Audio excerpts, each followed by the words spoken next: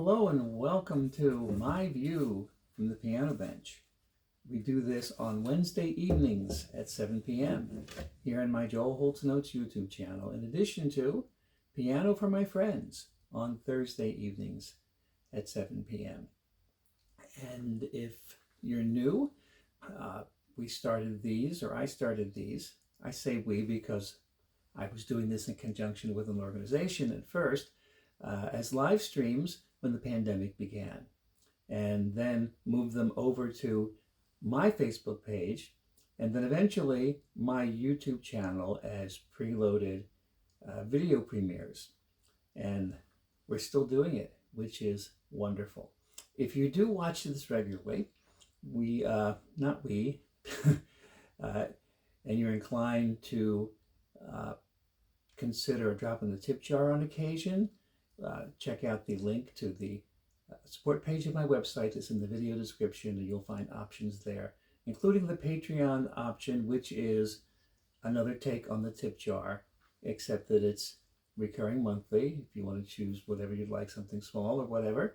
And regular supporters will receive exclusive monthly audio or video content from me, often kind of behind the scenes or inside the process or something, as a thank you. But to all of you, thank you for being here. So for this side of the street of the two weekly videos, I share thoughts or experiences or ideas or things that I think could be helpful to musicians and non-musicians. And I had a request that I'm going to try to fill tonight, and we'll see how I do with it. And it was a pretty straightforward request, which essentially said,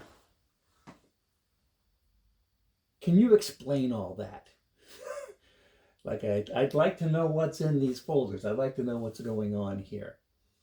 So why not? Because this will open up lots of windows of things to talk about.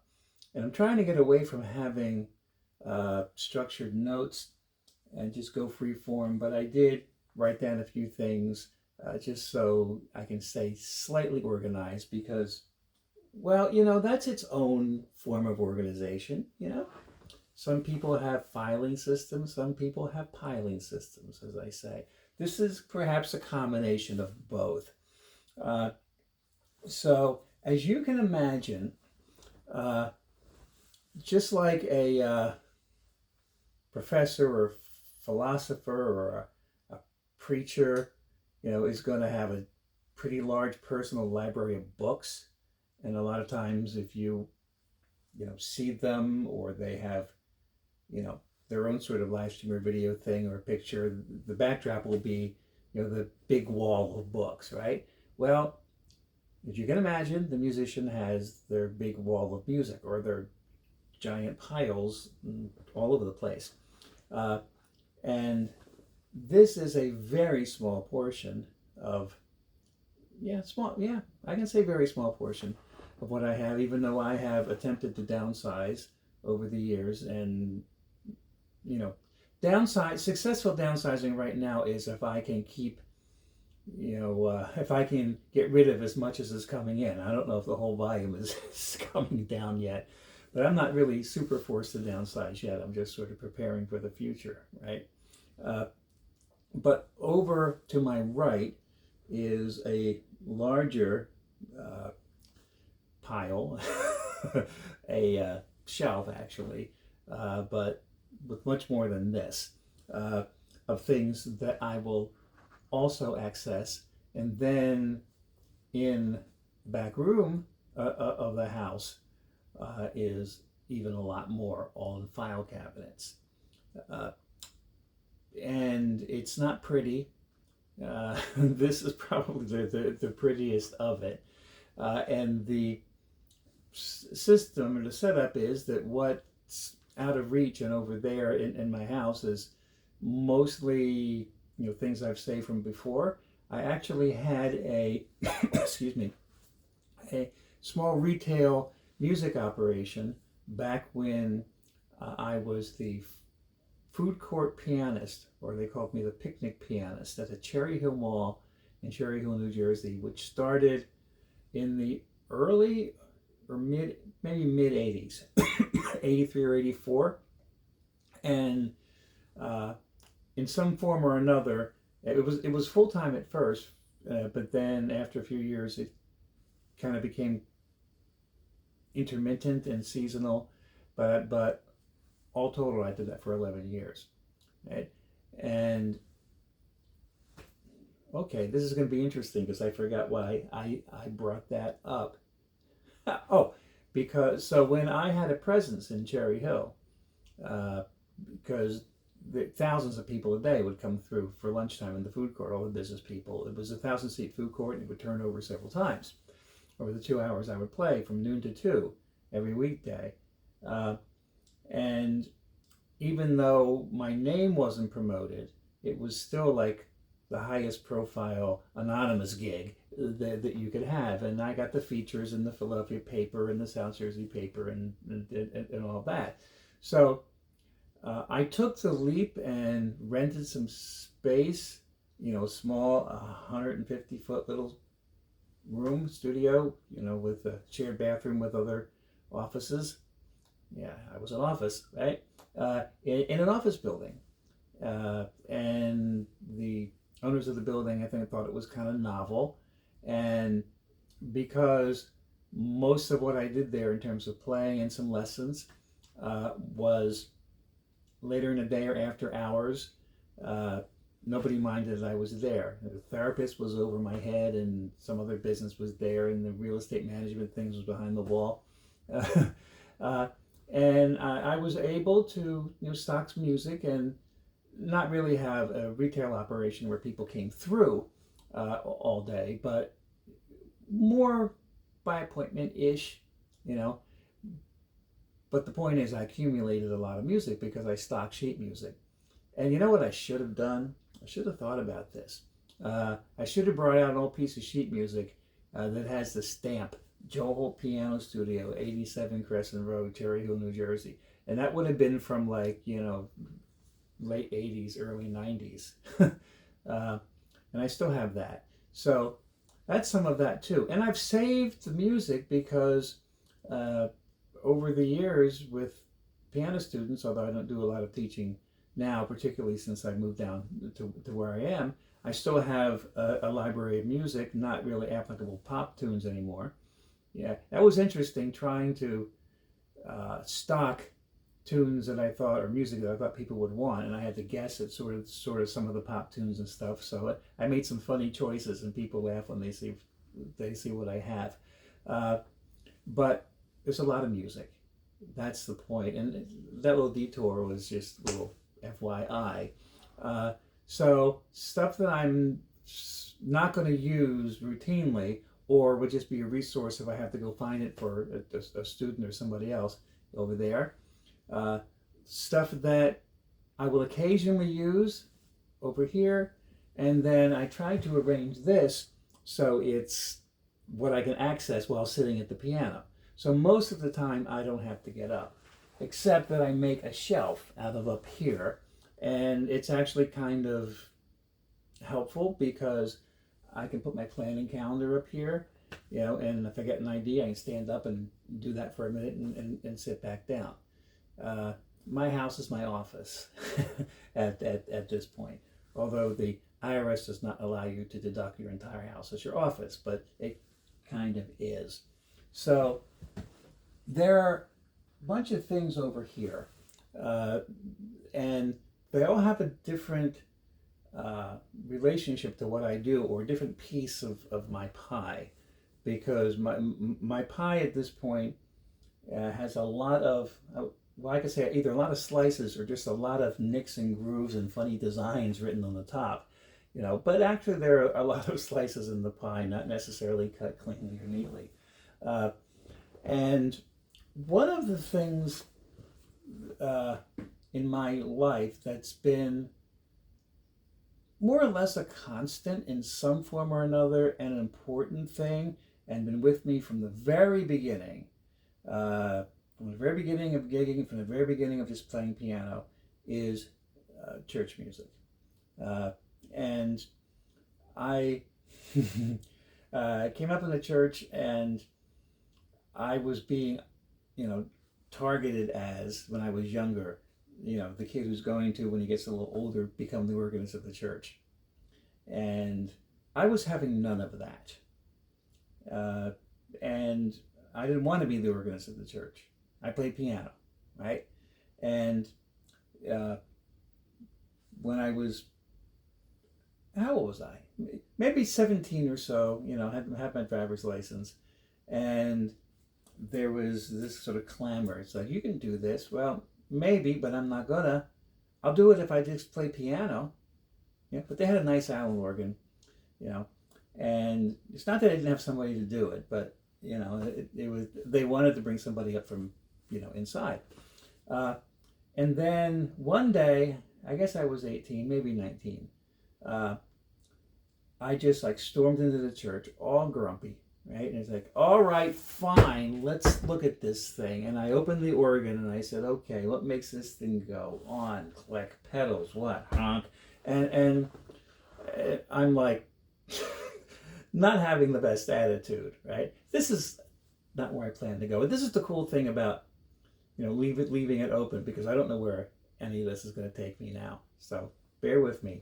So I am, honking the pedals. I'm playing with the stops. Oh my goodness. And an organ, a traditional organ that you find in the church, is nothing like a piano except that it has black and white keys. There's so many differences. And, somebody, if you're interested in me talking about those differences, message me or put it in the comments or something, write me a note, because I'm going to forget, and I can devote one of these to that. A lot to do with technique, because of the nature of the instruments, but also the pedal, the additional keyboard with black and white keys that you play with your feet like a third hand, right? And I'm like, okay, all right, fine, I'll do this. That was my attitude, right? And I got real stubborn about it, because you can kind of get away with playing the organ when you're first starting out without using the pedals. You're kind of missing something, but you don't have pedals on a piano, and you kind of just sort of replicate that. But I'm like, no, if I'm going to do this, I'm going to do this correctly. I'm going to use the pedals. I'm going to figure this out. Right? And the problem was that I couldn't play fast on the pedals. It was really slow. And I insisted on using the pedals. I should have actually, at this point, brought out a hymnal.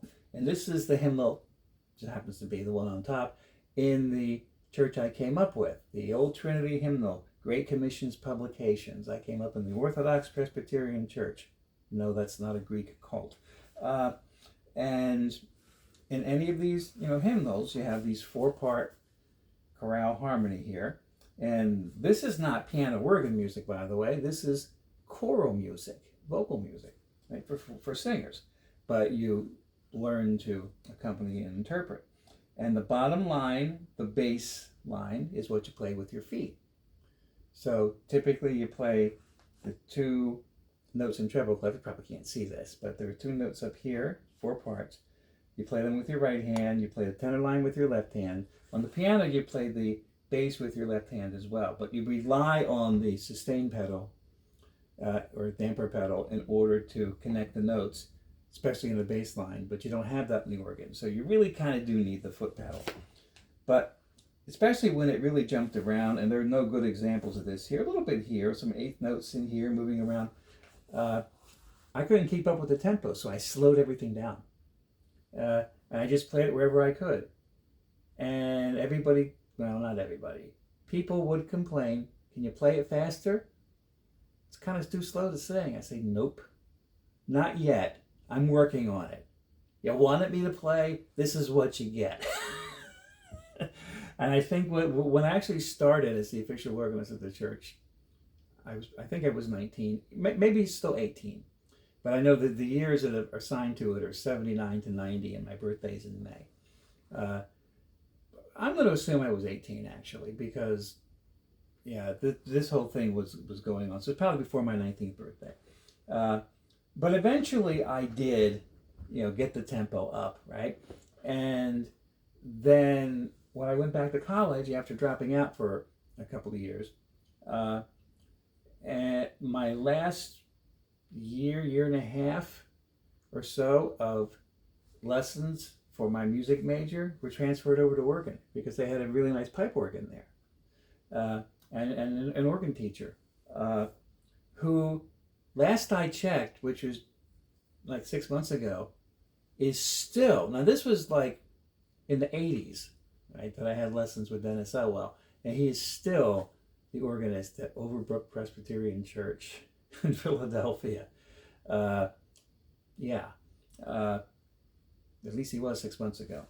And that was really, really helpful, by the way, to kind of be able to work the organ and also understand those technical maneuvers that can be applied to the piano. So I feel very well equipped. I was going to say fortunate, blessed, one of those words, but I'll say well equipped in terms of having enough of a classical background and a diverse one to some extent to be able to navigate the instrument, which is really important. So I have these stack of hymnals that are different denominational hymnals because I have different applications. This hymnal, and if anybody who's familiar with Great Commission publications is going to look at this and go, because this is one that's been out of print for a long time. And I've hung on to this. And of course, when you're, an organist or a pianist and you want to practice the hymns, you have to have a hymnal at home, right? And this one's still in really good shape. And you'll see the sticky notes because one of the good things about a hymnal, having nothing to do with the religious content, is it's a great resource for sight reading practice. So when you are a student of piano, and particularly classical piano, and you're learning to read music, you're always working on these pieces that you have to, strive to attain. You have to practice them. You have to, spend a lot of time, and they're slow at first, or they're disjointed, and eventually they come together. Mm-hmm. And that's like your life playing sheet music. You're always pushing. But at a certain point in your beginner stages, you find a little level, and it may be a very, very basic level, like single notes or something, but you get a level at which you can sight read, at which you can look at it and play it as if you've practiced it. Now, a sight reading ability has a lot to do with one's temperament, just like improvising has a lot to do with one's temperament.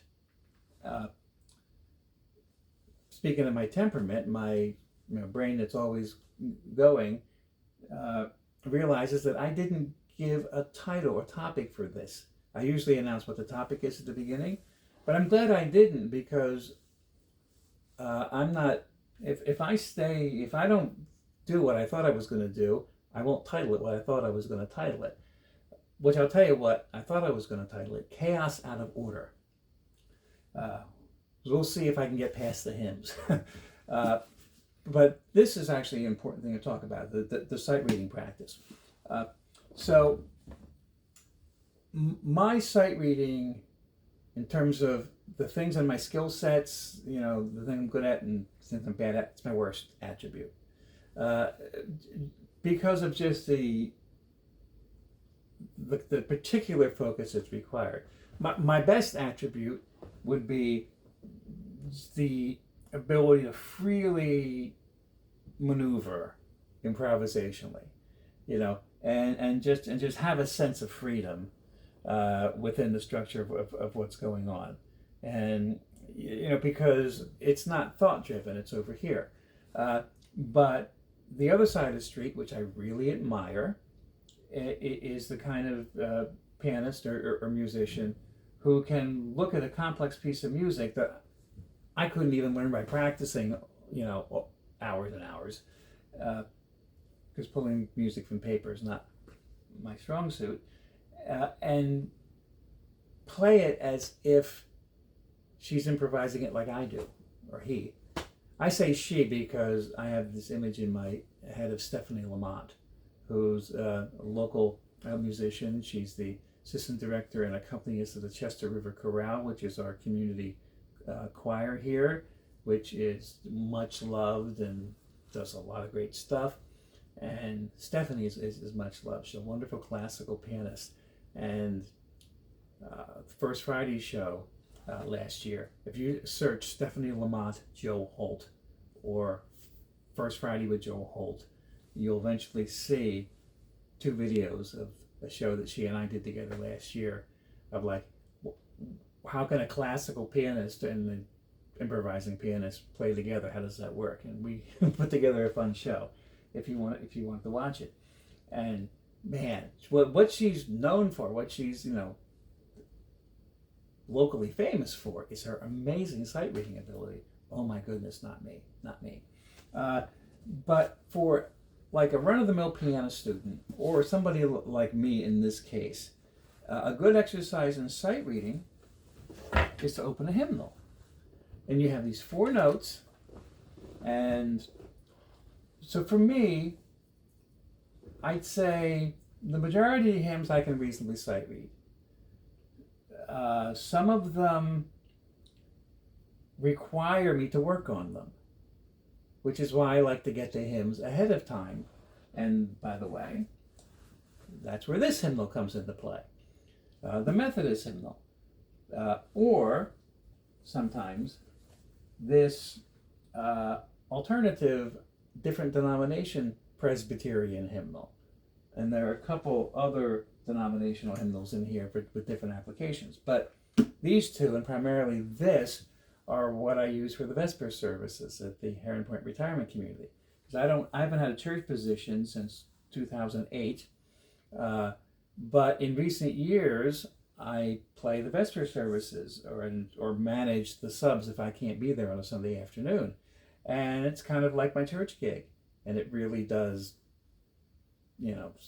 scratch an itch inside of me because I love this, and it's an important part of my everything.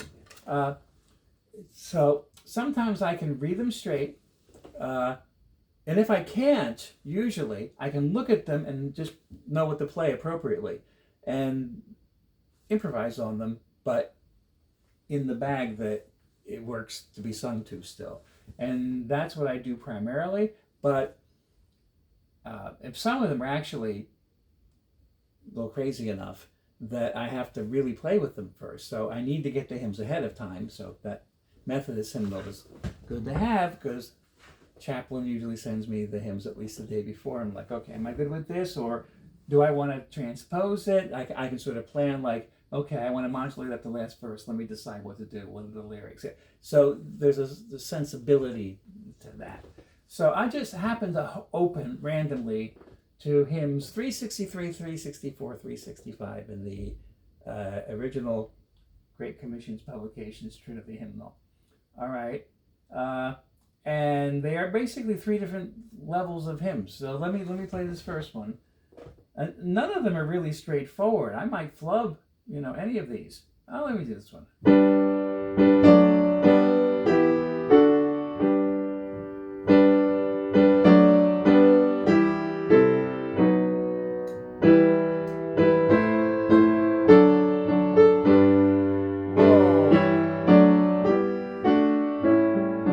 Stop there.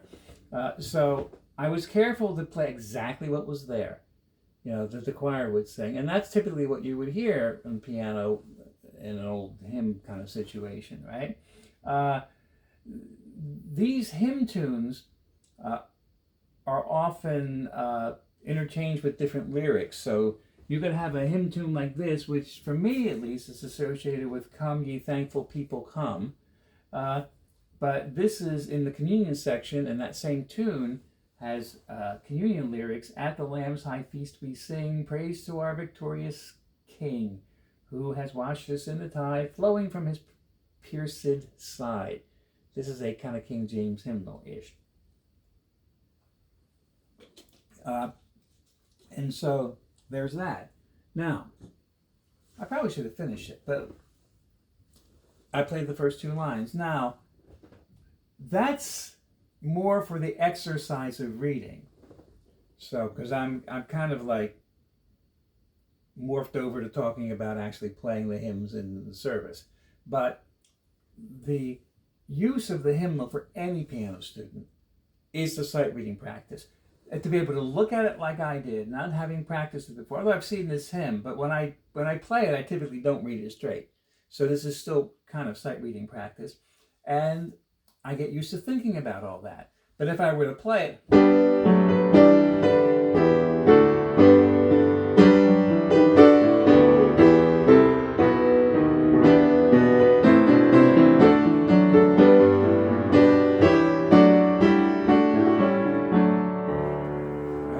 and if you have a real critical ear and you know the realm, I did something questionable in the harmony. If the tenor part was there, if somebody was singing tenor, I messed them up. And I'm aware of that, right? But just in general terms, what I played is applicable to be played over top of this. And yeah, so anyway, that's a big rabbit hole, but hopefully you'll find that interesting. So this little pile here has an important purpose in my practicing. So it's right here, and I'm often going to it either to prepare for a service. Oh, did I mention ADD? Not yet, but I just did. So these little marks, I'm actually sight reading through this hymn and how I'm doing it for my own practice. I can't do it every day, but when I have the time in my practice, this is the hymn I'm at. And some I can read straight through. And the others that I can't, in a church setting, typically I'm fine playing them. But because of the practice goal, because you want to practice to specific goals, you really want to narrow it down.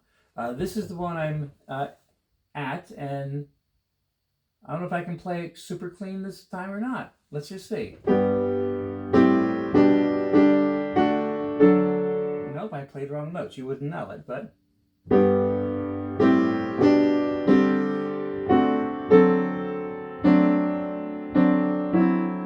And I should bring out the melody, which I'm not really doing.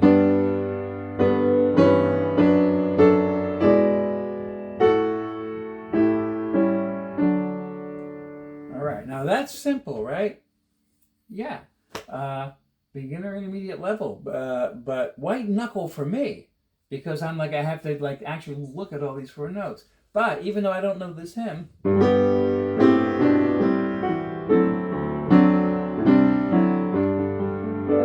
not good, but ain't going. Oh, that sucked.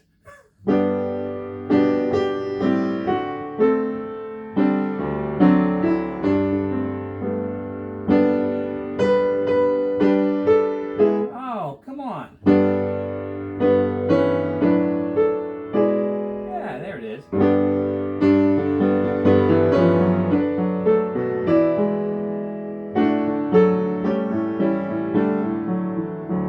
Well, that's embarrassing, but yeah, but you get the idea of what goes on with all this. So I'm going to put this away. Next thing that's back here, all these file folders. Oh my goodness, my relationship with organization and filing and stuff is complex because, you know, with this kind of temperament in mind, even though you're like looking at the big picture all the time, that includes every detail about everything. You know, so like how I manage, you know, dealing with details is I'm in the big picture and I sort of like zero in the telescope and like look at this for a while. But I'm still looking through a telescope, not a microscope, right? And so eventually the whole big picture comes again. And the relationship of everything to everything else is important. So when I start filing things, you know, it's actually very detail specific and very organized, but then disorganized in that the level of detail that I wind up getting into, I would need a few hundred extra hours a week to really manage. So there's this, again, combination of filing and piling systems, especially like in my desk with, typical things you have in file folders and stuff. It's interesting, to say the least. This is a little different, and not unlike when I was a church organist, and I had this real complicated sheet that managed the music I played for preludes and postludes, because when I did that, I played all classical music on the organ. I would play both organ and piano in the service. It wasn't that I wouldn't play piano in the service, but I needed to play the organ and be the church organist in my own head. So it was all classical all the time, right? And I had this, roster of music that I learned, and I was slowly pushing it out, but it was finite. Right? And I would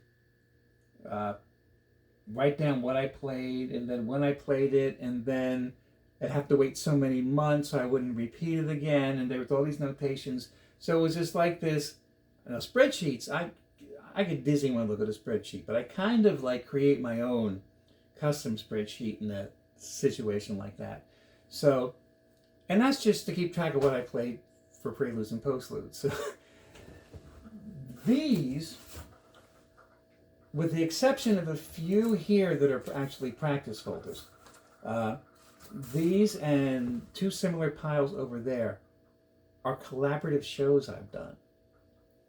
So all of these, or different musicians or artists whom I don't play with regularly, that I maybe have done one or two shows with. I did a Mainstay Monday with, or they may occasionally call me for a gig. The people I play with regularly, well, I can reach this without, it happens to be right here. So the people I play with regularly develop all kind of folders. And this is Beth McDonald's Boger's stack of stuff, which I recently had a rehearsal with. This is Beth? No, this is not Beth. Yes, it is. Yes, it is.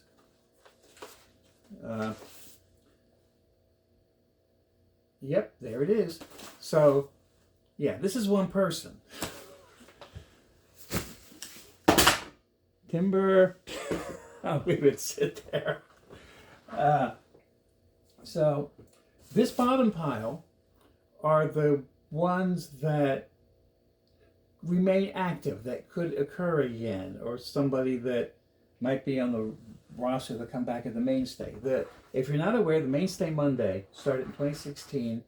It kind of ended with the pandemic and whimpered to a close thereafter. And every week I would have a guest artist at the Mainstay and accompany them in the collaborative show. And some of them were easy, like jazz shows where you could just walk in and play, and others required all kind of prep. And so I'm going to randomly pull out some things down here. And the ones on top are the ones that I come back to most. So let's see. Okay. Should I name names? I guess I won't name names. But I'll tell you, this is a vocalist here that's in my area that I occasionally will gig with. And I save her lead sheets here. And I remember to bring this on a gig. I don't really need this for practice. So this, all right, okay, this actually, like I said, there are some practice-related folders. These are the show notes from the predecessor to this series called Inside the Process. And all of the topics I did, making music from where and who you are, proving yourself each day, orchestra in a box, all these things that I had done. And here are my notes, so I saved them. See, so it's all organized. See. Okay, I'll tell you the name of this artist, Pat Mercury, who is a wonderful musician. He's the guitar player in the Madiri Band. If you watch the live stream that I think I posted on this YouTube channel, the live stream set from the Pismo Jazz Jubilee last month? Is it February? Yeah. He's a guitar player in the band. But he has also, for 50 years, been the first call musician for the Philadelphia Orchestra and other organizations like the New York Philharmonic and I think and others when they need and they have a piece that has like a banjo or mandolin or guitar. Like there's some Mozart opera or something that has a mandolin, and did a Mainstay Monday with Pat, and did another show with him too, and yeah, and there's a little Italian polka, and yeah, and Rhapsody in Blue, which I didn't do with him, is one thing that he often gets called to do with an orchestra because that involves a banjo. So if I ever have to work with Pat and do like there it is. One of the churches that I have subbed at occasionally with some notes. What is this? Oh, stuff that Paul Mederi and I have been working on. And what's this? Oh, okay. A catalog of past shows that I've done, and I'll just put this back here, kind of down, and so you get a sense of that, and I can pull that if I need it. These are people that I may or may not play with again anytime soon, but the possibility exists, kind of thing. I don't get up here when I'm practicing much, but I need a place to put stuff. And like I said, I have two similar piles over there of like, I'll never do this again, and I will very unlikely use these again. I may use these again. I probably will use these again. So that's the system of that, if that makes sense. Let me just pull a random one. Let me see what this is, because this is a thick one. Oh, all right, this is cool. So this is a local oboe player who straight classical reed plays shows and in pit orchestras and stuff. And we did a Mainstay Monday, which is very music reading intensive. And yep, all kind of notes and yep, song from A Secret Garden. That was one of her favorites. So we'll put you back on top up here. All right, so there is that. Mostly Mainstay Monday, First Friday, but also my regular life of gigging. And then I told you on the top are folders related to practicing, and that's a lot of what's up here, the daily practice material. And I think I purposely, yes I did, put this one up here, which started as a file that I called upcoming shows. But that's morphed into another file. I'm approaching it a little differently. Let me say this, when you are practicing and organizing being prepared for performances and stuff, you wind up really having to have a system that holds all the information and allows you to accomplish your objectives. So here is, let me see, here we go. These are two important sheets. And I still use the old title, the old title here, Escape from Home. Piano for My Friends, which is the other video each week where I just kind of play a cocktail hour, was originally called the Do-It-Yourself Cocktail Hour when I did it on the Mainstay Facebook page. And then when I moved it to my Facebook page, I called it the Escape from Home Piano Hour. This was still in the pandemic. And then when I moved to YouTube, and we were kind of sort of post-pandemic-ish at the time, people were getting out, I called it, and I've called it since, Piano for My Friends. So the list of tunes, I write down, there's a ton of tunes here, and I write small, and they're with numbers that tell you what decade they were in, because I organize it that way. And these are tunes that, I might at some point spend some time with and try to learn. Either the people have requested or that I think are cool, or I haven't played yet on the Piano for My Friends stream. And this is a slow process of just occasionally looking at this and deciding, do I want to do it? Like one tune I put here. That, you know,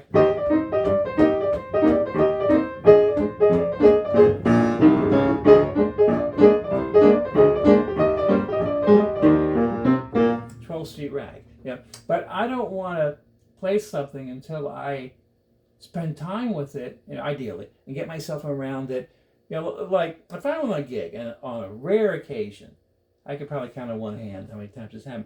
Hey, can you play 12th Street Rag?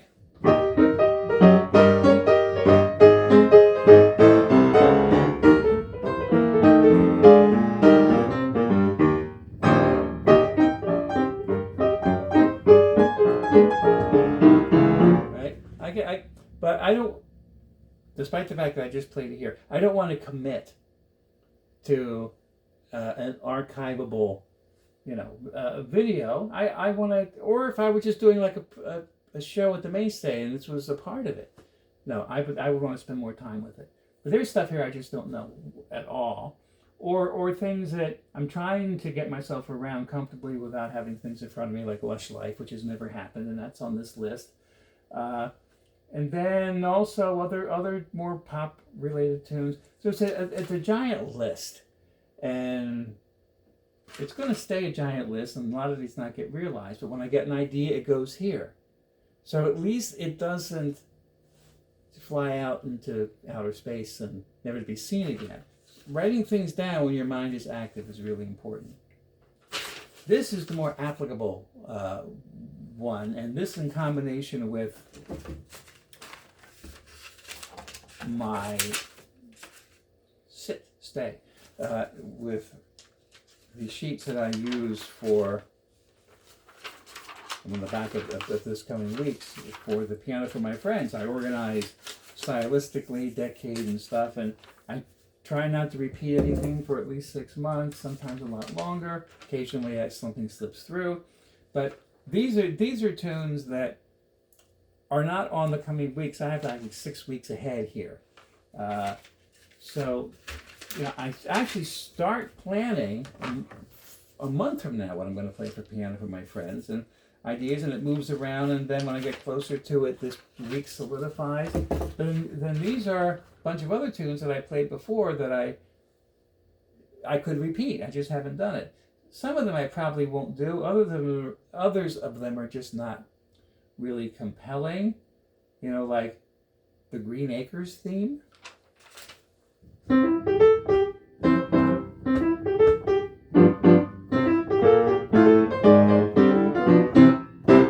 Right? But apparently I played it once for Piano for My Friends, and I wrote it down.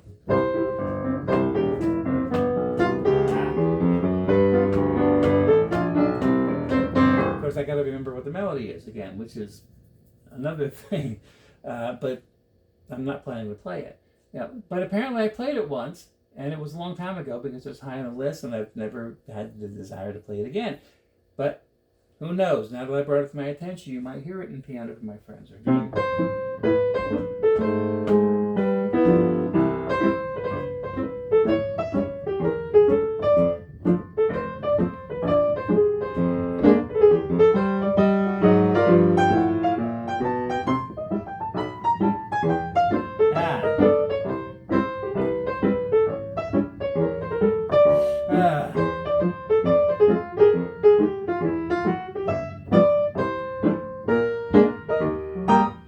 Wherever the bridge goes, depending on if it's Mama Cass or not, right?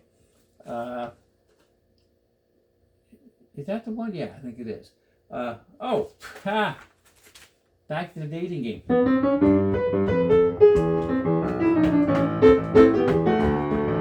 Boy, I can't play a right note to save my life today. It's a good thing I'm talking most of the time. Ha, ha, ha. So that's what these two, and these are important. So oftentimes, this file doesn't actually get off the piano because I'm using it all the time. But I put it here on purpose so I can know to grab it to show it to you. So that's an additional piece of the thing. All right. Now, in terms of actual music, that's not, you know, descriptions of shows or things I had to remember. Some of that is here. There are some books and stuff that I have printouts of pages. I have some lead sheets here. Where's my main? I should have put my main lead sheet thing. Okay. Well, I have a lot of fake book sheets. This one, I see this title here. This is just a generic title, sheet music. And so when I've had to print out sheet music or been given music, you know, I may or may not find it again. This is where my organizational system breaks down, because I just don't have the hours in the day to take everyone and put them in one big, you know, order in one big book or something. So I have to kind of remember what folder they're in this case. But here is actual sheet music to It Ain't Necessarily So. And I remember who I accompanied for that. She actually was a minister who was very, very enthusiastic about singing a song that the words include, "The things that you're liable to read in the Bible, it ain't necessarily so." That was her thing. Yeah. Oh, I'm glad I found this. Okay, I'm gonna say, and I believe this, that I was intuitively led here, because as of last night, I have to accompany a vocalist that I haven't found yet on Ave Maria, and I was going to be able to find music, but here we go. Here it is. Here it is in Latin. Yes, for a memorial service at Heron Point, I got the very small, I'm not going to call it a band, but we'll say a very small trad jazz or Dixieland band for this person on request to play the Saints Go Marching In at the end. And I have to find a tenor who will sing Ave Maria in Latin. But yeah, it's a tenor sings it in B flat. Here we go.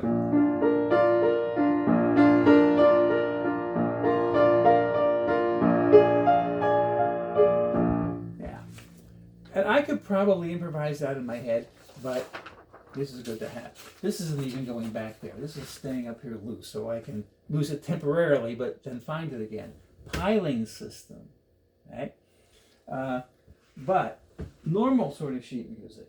Okay, so let's see here. The first thing on the top, because I looked at it recently, is an Elton John Greatest Hits book. Wait a minute. Yep, here is a little stamp. So, Joe Holt Piano Studio, 87 Crescent Road, number 6, Cherry Hill, New Jersey. Back when I had my first toll-free number, 800-245-HOLT. It was tremendous. I've had toll-free phone numbers since there were toll-free numbers. And just a few months ago, I got rid of my landline and got rid of my toll-free number, because it's not applicable anymore. So it gives me permission in my head to have two different cell phones, an Android and an iPhone. There are reasons to have each one. And the only thing a toll-free number was doing was getting spam calls. And when you have a toll-free number, you're paying for the call. So the spam calls would leave messages, and I would be paying $30-something every month in these fees for spam calls who are leaving messages. And very few people call the 800 number because it doesn't work that way anymore. So yeah, back when I had the studio, I had that 800 number, 245-HOLT. And then 888 came out. That's the second toll-free area code. 800 was fine for a while, and then they ran out of numbers, so they went to 888. And as soon as they, opened it up, as soon as it was active, I called and tried to get my actual name, Joe Holt. But it was already taken. They said, well, what you got to do is the next toll-free exchange that comes out, or toll-free area code, there'll be a period where you can reserve ahead of time before it becomes active. So as soon as I heard that 877 was coming, I reserved my name. And so I kept the 800-245 Holt and 877 Joel Holt, my number for a long time. But I was keeping a landline just to keep that number, and then having to charge. It's $100 a month for, like, at this point, a vanity thing. So, but anyway, Elton John tunes. If you would like to play, and one of them is probably coming up tomorrow night, but I won't play that one.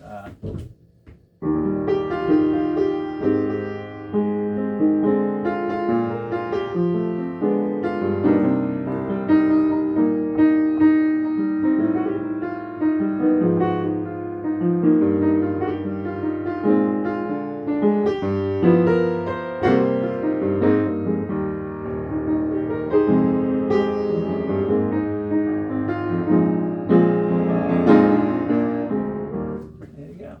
And see, I was able to spend enough time with that tune that I feel comfortable with it, and the book will stay shut. So that's good. Let's see what else here. Okay, this is ridiculous. So I've had this probably since my piano lessons as a teenager with Mr. Schmidt. It's the one piano version of the original two piano score, which may be down at the bottom of that pile, of Rhapsody in Blue. And I have a two piano score because I actually did a two piano show a few years ago with that. And I can't play all this. I can't pay attention to it long enough. But I keep it up here to get little snippets in my head. And if I have to be called on to quote something, I can. Of course, I'm going to play all kind of wrong notes because I can't memorize.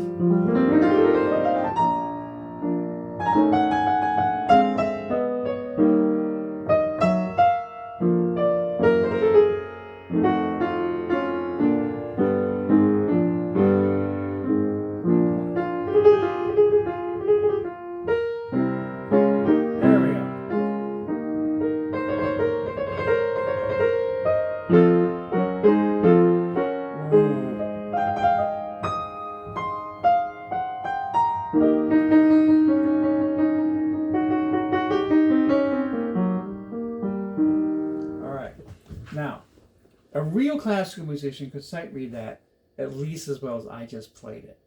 But the reason I still remember this is the orchestra introduction to Rhapsody in Blue, which I had to work up, and it was just me, so I had to sound like the orchestra. This is a whole nother topic, and I've talked about this a little bit. The piano represents the ranges of all the orchestral instruments, and so if you've heard Rhapsody in Blue, you can perhaps imagine or hear in your head the instruments that play all this, and it's certainly applicable to me. Clarinet player, he's bending this note, but you can't bend on the piano. Gershwin wrote this for piano, and this is a sign of the clarinet, like this is written, like a scale going up. And I think in the first performance or in the rehearsal, the clarinet player bent the note instead, and that became the way that's been performed.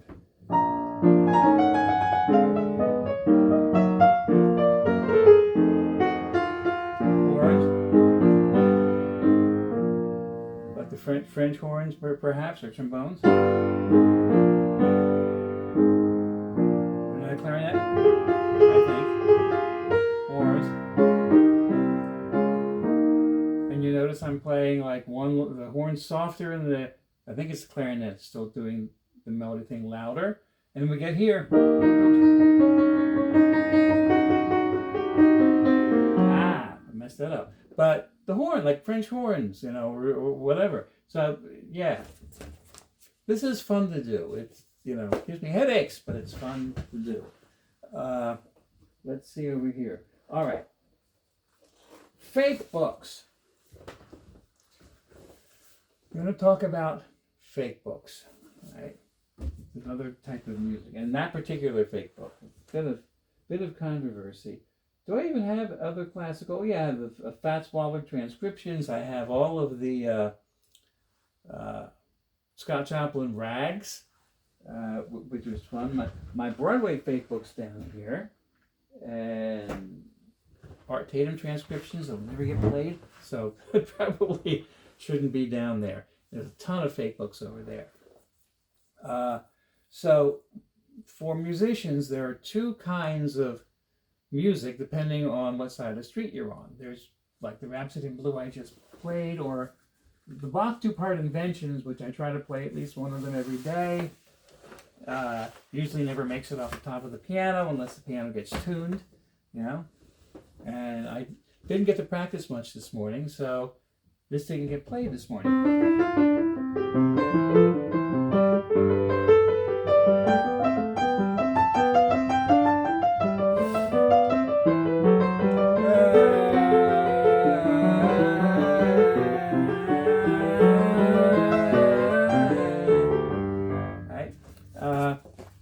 And again, a real classical pianist could sight read that no problem. I have to play it a zillion times and still hang on for dear life that I don't just start changing something while I play.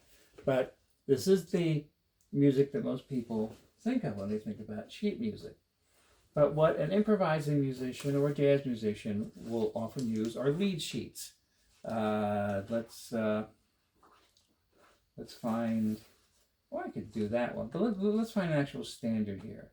Well, Girl from Ipanema is one, right? And many of you who are watching this, or at least some of you are familiar with this, but this doesn't give you all the notes to play. It gives you the harmonic sense or chord symbols, and there's a rabbit hole right there. Chord symbols in fake books. Yeah, I mean, fake books are landmines, you know, but when you know how to work them and use them, they're invaluable.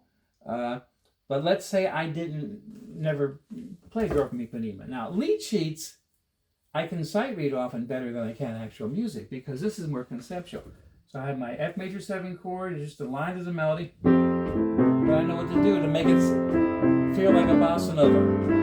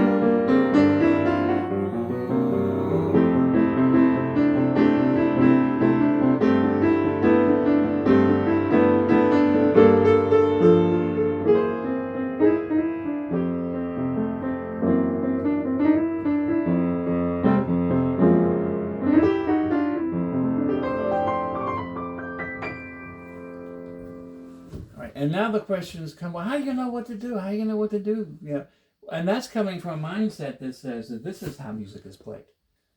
I say, no, this is not how music is played. This is how some people, you know, will do it, and it's a great skill set and needs to be known. This is how music is played. You play it, you improvise it. Next time you play it, it's going to be different. Ah, look at this tune. Wonderful old tune, Dancing on the Ceiling. I wonder if I know where that is. I'd make me get up and look for something. But this tune, Paul and I, if you listen to the live stream on this YouTube channel, I posted it no more than 2 weeks ago, maybe closer to a week ago. So you'll find it easily. It's the Madiri set from the Jazz Jubilee. We did this tune, and Paul and I got together during the pandemic and wrote some, and I kind of forget the lines, but wrote some Shearing, George Shearing style choruses, because we have piano, we have vibes in the band, and we have a guitar player. We have Pat Mercury, right? That's going to become a much bigger part of what happens in the Madiri band. The Shearing band, not a much bigger part, but I mean one of the niches that we were able to grow somewhat. And you'll hear the shearing version. You watch that and listen to this tune. Not a tune that gets played often, but I'll just play the tune since I opened it. Oh, I don't like that chord. See, chord progressions. We'll talk about.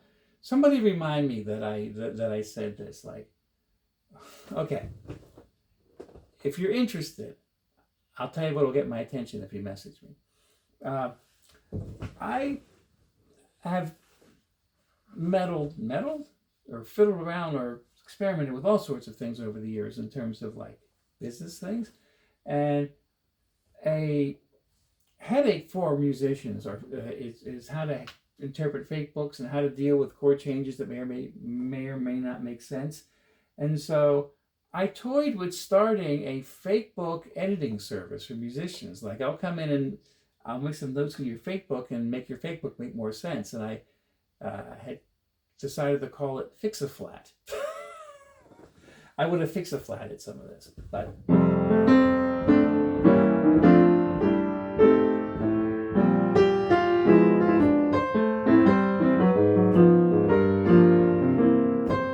I'll show you.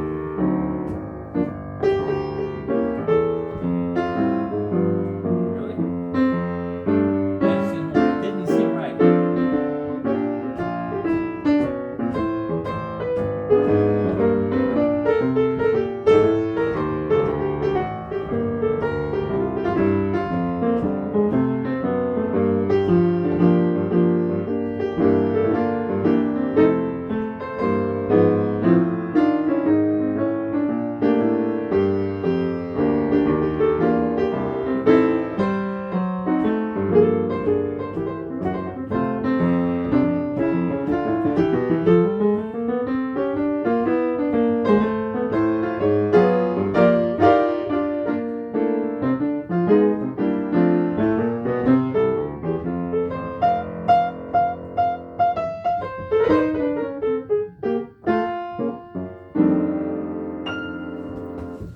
Never turns off up here. Never, ever. So, did I really cover everything that was down here? Yeah. Fake book, lead sheets, daily practice material, file folders, First Fridays, Wednesday, Mondays, hymnals. Yeah. So, if by chance you were curious as to what this is, there it is. That's my view from this piano bench, except when I'm looking this way at the camera. So, thanks for being here. Thanks again to those of you who provide support, and if you would consider that, thank you for even considering. And I'll see you tomorrow for Piano for My Friends. Yay.